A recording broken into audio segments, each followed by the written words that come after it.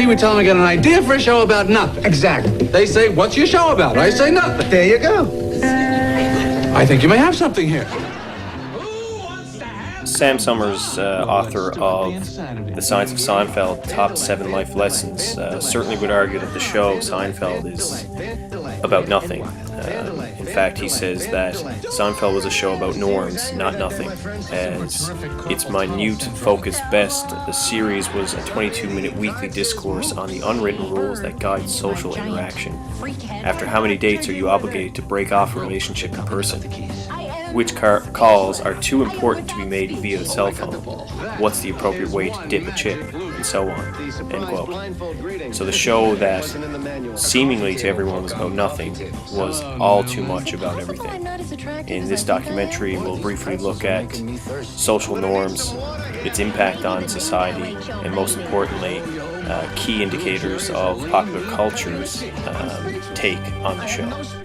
In this brief documentary, we'll look at social, political, racial, and sexual aspects of the show and their impact on society as a whole. Accused of wrongdoing. But these false accusations will not deter us. We will annex Poland by the spring at any cost. And our stock will rise high.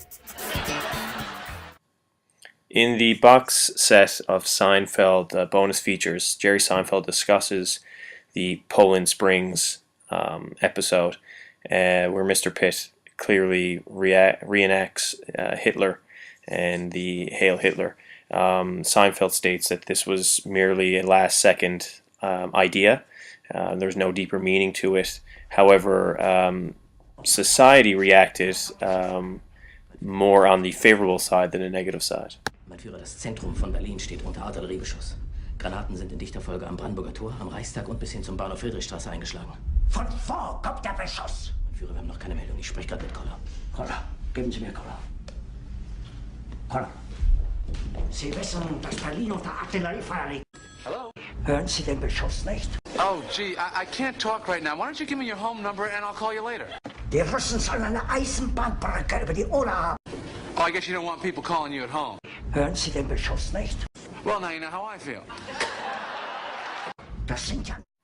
From Hitler, Seinfeld's creators came up with a multitude of social political ideas to showcase in the hit series. None more popular as far as deep political meaning than the episode of The Race, which aired in 1994. This show was one that was highly popular, highly controversial, but very, very well done. I want a racing car set. A racing car set! Listen, you don't want that. Those are assembled in Taiwan by kids like you. And these Coleman pigs, they sell it for triple the cost. But I want a racing car set. Oh, don't you see, kid? You're being bamboozled. These capitalist fat cats are inflating the profit margin and reducing your total number of toys. Hey, this guy's a commie! From TVBlend.com, author Eric Eisenberg talks about Seinfeld's best episode, The Race. He talks about a multitude of things such as the red suit, comments about the red flag, and connotations of the Soviet Empire. Most interesting, he talks about, and I quote, "The Race premiered almost exactly 7 years after the fall of the Soviet Union, but the tenets of National Socialism were still a hot-button issue," end quote. So the writers of this show talk deeply about this. Another key show that talks about social political issues is the Puerto Rican Parade Day. Another classic from Seinfeld, and one that stirred up a lot of controversy with the audiences, especially those of Puerto Rican descent. Hey, there's a guy burning the Puerto Rican flag! Who is burning the flag? Him? It's not very nice. Author Carlos Rivera from Workers.org wrote an article with sentiments of the Puerto Rican community, stating that, quote, "It is disgraceful to equate racist hatred with humor. NBC, Castle Rock Entertainment, and writer-producer Jerry Seinfeld are all guilty of perpetuating racism against the Puerto Rican people." Clearly, this show hurt a lot of people and was not popular with all viewers. This leads us into the second part of the documentary regarding racism, specifically within Seinfeld, and its impacts on society, pop culture being the internet, magazines, and documentaries themselves. There are a lot of issues surrounding Seinfeld and racism, and some of the key indicators and best episodes to showcase this will come down. One of the best examples of Seinfeld and racism and the questions about should we talk about race in public comes in the episode where Elaine dates a man who they're not quite sure if he's black or white. Jerry, George. Nice meeting you. I gotta run, Elaine. I'll see you later. Okay. Still no putty? I think his answer machine's broken, so I just gave up. What do you think? What, about you dating a black guy? What's the big deal? What black guy? Daryl. He's black, isn't he? He is? No, he isn't. Isn't he, Elaine? You think? I thought he looked Irish. What's his last name? Nelson? That's not Irish. I think he's black. Are you talking about this? I think it's okay. No, it isn't. The fact at the end of this clip that they act so awkwardly towards the African American waitress, fidgety, quick-pocketed. They're not quite sure how to react. They're not sure if she heard the conversation or not. And oftentimes, as it's indicated in circles of friends globally, you're not quite sure if you should be talking about something like this or not.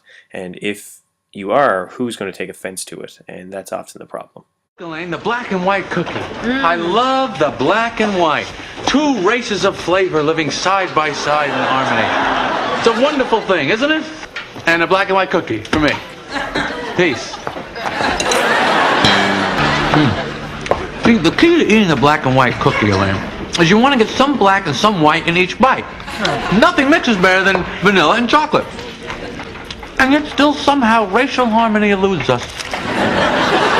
If people would only look to the cookie, all our problems would be solved. Oh, your views on race relations are just fascinating. You really should do an op-ed piece for the Times. Look to the cookie, Elaine. Look to the cookie.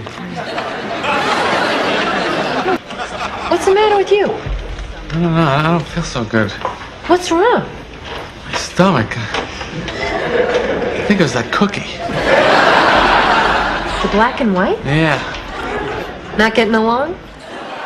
William Grimes, a food critic for the New York Times, stated in 1998 that production of a black and white cookie after this episode aired were astronomical and crucial to not only race relations in New York, but also sales of the cookie itself.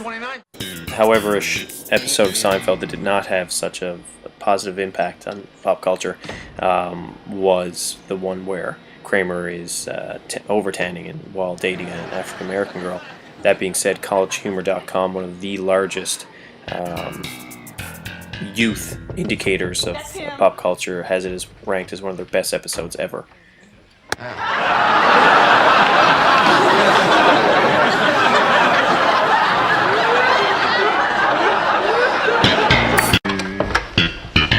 I thought you said you was bringing a white boy home.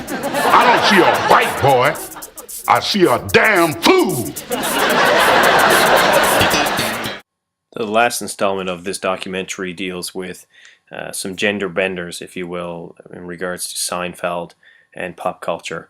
The most popular example of this would, of course, be the episode of Man Hands. There's also the episode with Dan, which is a mix-up between a female and male voice, and so many other. The indication of gender inequality was something that Seinfeld poked a lot of fun at in a satirical fashion. According to Jerry Seinfeld, the idea behind Man Hands came about from a date that he actually had with a female friend who literally had hands like a man, very large, hairy, and so he wanted to make fun of that on a show. Websites such as crack.com also point out women in society based on this episode that have man hands. Fergie, the entertainer, singer, said to have man hands. So the show itself has had an impact directly on websites and social media that poke fun at females that seemingly have man hands. To take the role of gender and relationships a step further with Seinfeld, we can look to George, the character who struggles to have a stable relationship, or at least want to be in a stable relationship with his fiancée Susan. In one episode, George approaches Jerry about how if Susan is too close to him and too close to his friends, that his worlds will collide. This is a clear indication and poke from Seinfeld to the rest of society that no one really wants to have a real relationship.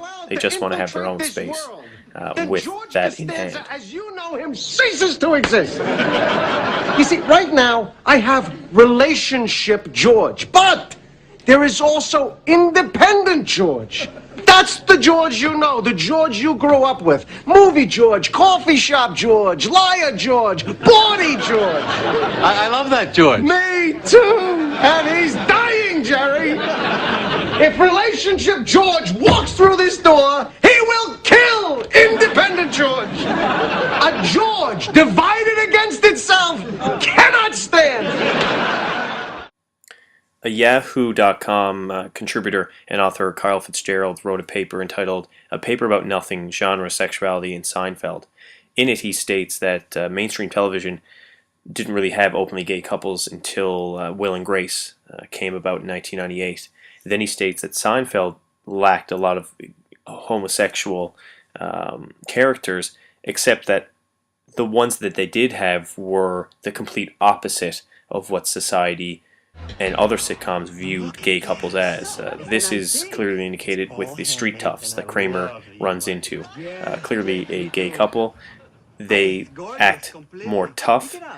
They are much more volatile and less flamboyant than most characters that are homosexual in their shows. Look, you want to get hurt?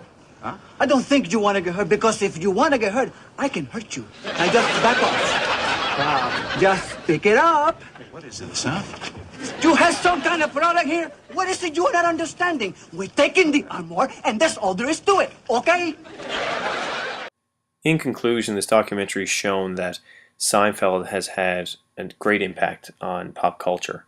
But what's that have to do with education? What's that have to do with the students we teach? Well, simply put, the socio-political, the racial, and the gender issues that Seinfeld satirically pokes fun at are ones that are relatable to the students that we teach even today.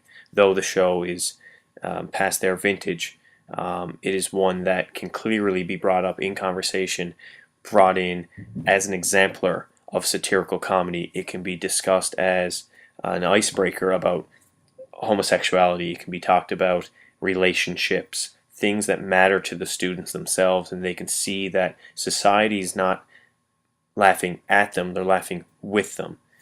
Indeed, not everyone is a fan of Seinfeld, but it is a show that clearly depicts and helps break the ice with some of these political, racial, social issues that we all have come across. Seinfeld is more than a show about nothing. It's a show about everything. And it's important for us as educators to embrace it, popularize it, and spread types of pop culture like Seinfeld in ways that the students can relate, find enjoyment, smile, and learn something. Seinfeld is something that has been crucial to the development of humor and pop culture in our society, and it's one that we should recognize, applaud, and try to find some sort of balance in using it within education.